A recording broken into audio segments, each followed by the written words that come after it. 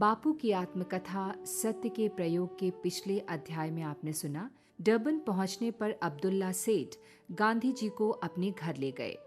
गांधी जी के रहन सहन को देखते हुए और फिर कोई खास काम न होने के कारण गांधी जी उन्हें सफेद हाथी जान पड़े।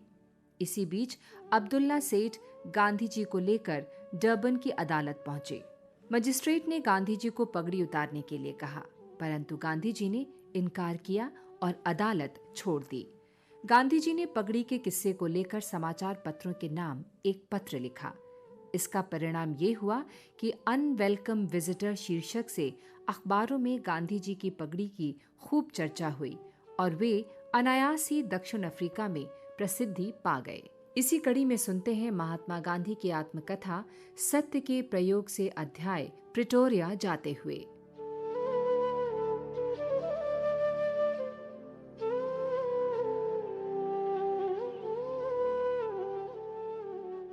मैं डरबन में रहने वाले ईसाई हिंदुस्तानियों के संपर्क में भी तुरंत आ गया।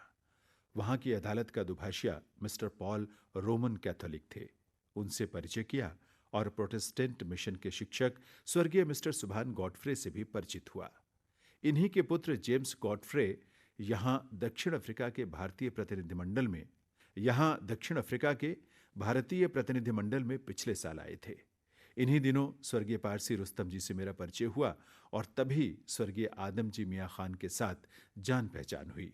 ये सब भाई अभी तक काम के सिवा एक दूसरे से मिलते ना थे, लेकिन जैसा कि हम आगे चलकर देखेंगे, बाद में ये एक दूसरे के काफी नजदीक आए। मैं इस प्रकार जान पहचान कर रहा था कि इतने में फर्म के वकील की तरफ से पत्र मिला कि मुकदमे की तैयारी की जानी चाहिए और खुद अब्दुल्ला सेठ को प्रिटोरिया जाना चाहिए अथवा किसी को वहां भेजना चाहिए। अब्दुल्ला सेठ ने वो पत्र मुझे पढ़ने को दिया और पूछा, आप प्रिटोरिया जाएंगे? मैंने कहा, मुझे मामला समझाइए, तभी कुछ कह सकूंगा। अभी तो मैं जानता ही नहीं कि मुझे वहां क्या करना होगा। उन्होंने अपने मुनीमों से कहा कि वे मुझे मामला समझा दें। मैंने देखा कि मुझे ककहरे से शुरू करना होगा। जब मैं ज़ांज़ीबार में उतरा था तो वहां की अदालत का काम देखने गया था। एक पारसी वकील किसी गवाह का बयान ले रहे थे और जमानामे के सवाल पूछ रहे थे। मैं तो जमानामे में कुछ समझता ही नहीं था। बही खाता न तो मैंने हाई स्कूल में सीखा था और न विलायत में। मैंने देखा कि इस मामले का दारोमदार बही खातों पर ही है। जिसे बही खाते की जानकारी हो वही इस मामले को समझ और समझा सकता है। जब मुनीम नामे की बात करता तो मैं परेशान होता। मैं पी नोट का मतलब नहीं जानता था। कोश में यह शब्द मिलता ही नहीं था। जब मैंने मुनीम के सामने अपना ज्ञान प्रकट किया तब पता चला कि पी नोट का मतलब प्रॉमिसरी नोट है।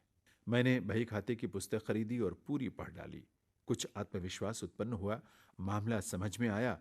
मैंने देखा कि अब्दुल्ला सेठ बही खाता लिखना नहीं जानते थे, पर उन्होंने व्यवहारिक ज्ञान इतना अधिक प्राप्त कर लिया था कि वे बही खाते की गुत्थियां फौरन सुलझा सकते थे। मैंने उनसे कहा, मैं प्रिटोरिया जाने को तैयार हूं। सेठ ने पूछा, आप कहां उतरेंगे? मैंने जवाब दिया, जहां आप कहें। तो मैं अपने वकील को लिखूंगा, वे आपके लिए ठहरने का प्रबंध करेंगे। प्रिटोरिया में मेरे मेमन दोस्त हैं, उन्हें मैं अवश्य लिखूंगा, पर उनके यहाँ आपका ठहरना ठीक न होगा। वहां हमारे प्रतिपक्षी की अच्छी रसाई है। आपके नाम मेरे निजी कागज पत्र पहुंचे और उनमें से कोई उन्हें पढ़ ले तो हमारे मुकदमे को नुकसान पहुंच सकता है। उनके साथ जितना कम संबंध रहे उतना ही अच्छा है।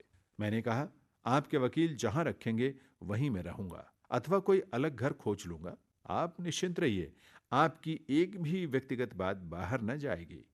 पर मैं मिलता जुलता तो सभी से रहूंगा। मुझे तो प्रतिपक्षी से मित्रता कर लेनी है। मुझसे बन पड़ा तो मैं इस मुकदमे को आपस में निपटाने की भी कोशिश करूंगा। आखिर तैयब सेठ आपके रिश्तेदार ही तो हैं। प्रतिपक्षी स्वर्गीय तैयब हाजी खान मोहम्मद अब्दुल्ला सेठ के निकट संबंधी थे। मैंने देखा कि मेरी इस बात पर अब्दुल्ला सेठ कुछ चौंके, पर उस समय तक मुझे डरबन पहुंचे 6-7 दिन हो चुके थे। हम एक दूसरे को जानने और समझने लगे थे। मैं अब सफेद हाथी लगभग नहीं रह गया था। वे बोले, हाँ, यदि समझौता हो जाए तो उसके जैसी भली बात तो कोई है ही नहीं, पर हम रिश्तेदार हैं, इसलिए एक दूसरे को अच्छी तरह पहचानते हैं।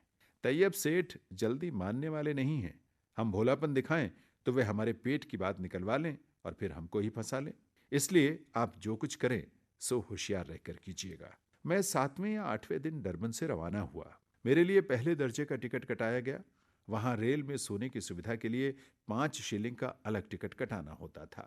अब्दुल्ला सेठ ने उसे कटाने का आग्रह किया, पर मैंने हठवश, अभिमानवश और 5 शिलिंग बचाने के विचार से बिस्तर का टिकट काटने से इनकार कर दिया। अब्दुल्ला सेठ ने मुझे चिताया, देखिए, ये देश दूसरा है, हिंदुस्तान नहीं है। खुदा की मेहरबानी है, आप पैसे की कंजूसी ना कीजिए, आवश्यक सुविधा प्राप्त कर लीजिए। मैंने उन्हें धन्यवाद दिया और निश्चिंत रहने को कहा। ट्रेन लगभग 9 बजे नेटाल की राजधानी मेरिन्सबर्ग पहुंची। यहां बिस्तर दिया जाता था। रेलवे के किसी नौकर ने आकर पूछा, आपको बिस्तर की जरूरत है? मैंने कहा, मेरे पास अपना बिस्तर है। वो चला गया। इस बीच एक यात्री आया। उसने मेरी तरफ देखा। मुझे भिन्न वर्ण का पाकर वो परेशान हुआ। बाहर निकला और 1-2 अफसरों को लेकर आया। किसी ने मुझसे कुछ न कहा। आखिर एक अफसर आया। उसने कहा, इधर आओ, तुम्हें आखिरी डिब्बे में जाना है।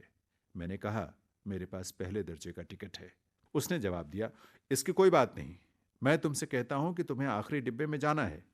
मैं कहता हूं कि मुझे इस डिब्बे में डरबन से बैठाया गया है और मैं इसी में जाने का इरादा रखता हूं। अफसर ने कहा, यह नहीं हो सकता, तुम्हें उतरना पड़ेगा और न उतरे तो सिपाही उतारेगा। मैंने कहा, तो फिर सिपाही भले उतारे, मैं खुद तो नहीं उतरूंगा। सिपाही आया। उसने मेरा हाथ पकड़ा और मुझे धक्का देकर नीचे उतारा। मेरा सामान उतार लिया। मैंने दूसरे डब्बे में जाने से इनकार कर दिया। ट्रेन चल दी। मैं वेटिंग रूम में बैठ गया। अपना हैंडबैग साथ में रखा, बाकी सामान को हाथ न लगाया। रेल वालों ने उसे कहीं रख दिया। सर्दी का मौसम था। दक्षिण अफ्रीका की सर्दी ऊंचाई वाले प्रदेशों में बहुत तेज होती है। मेरिन्सबर्ग इसी प्रदेश में था। इससे ठंड खूब लगी। मेरा ओवरकोट मेरे सामान में था, पर सामान मांगने की हिम्मत ना हुई। फिर अपमान हो तो? ठंड से मैं कांपता रहा। कमरे में दिया न था। आधी रात के करीब एक यात्री आया। जान पड़ा कि वो कुछ बात करना चाहता है, पर मैं बात करने की मनःस्थिति में ही नहीं था। मैंने अपने धर्म का विचार किया। या तो मुझे अपने अधिकारों के लिए लड़ना चाहिए या लौट जाना चाहिए। नहीं तो जो अपमान हो उन्हें सहकर प्रिटोरिया पहुंचना चाहिए और मुकदमा खत्म करके देश लौट जाना चाहिए। मुकदमा अधूरा छोड़कर भागना तो नामर्दी होगी।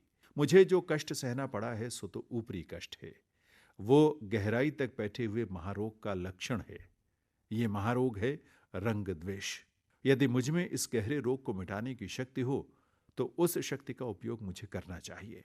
ऐसा करते हुए स्वयं को जो कष्ट सहने पड़े सो सब सहने चाहिए और उनका विरोध रंग द्वेष को मिटाने की दृष्टि से ही करना चाहिए। ये निश्चय करके मैंने दूसरी ट्रेन में जैसे भी हो आगे ही जाने का फैसला किया।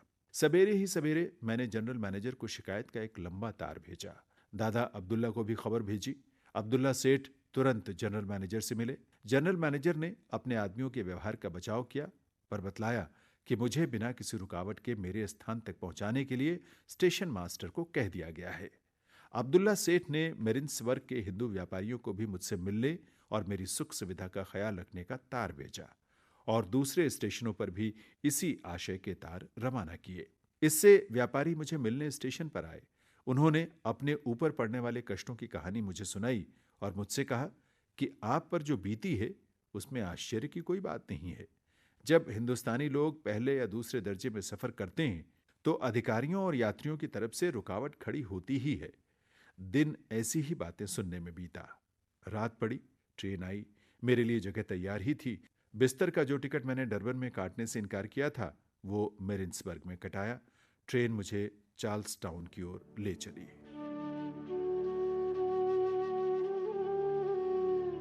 अभी आप सुन रहे थे महात्मा गांधी की आत्मकथा सत्य के प्रयोग से अध्याय प्रिटोरिया जाते हुए। वाचक जैनेन्द्र सिंह, वाचिका राजश्री त्रिवेदी, प्रस्तुतकर्ता निशा भारद्वाज।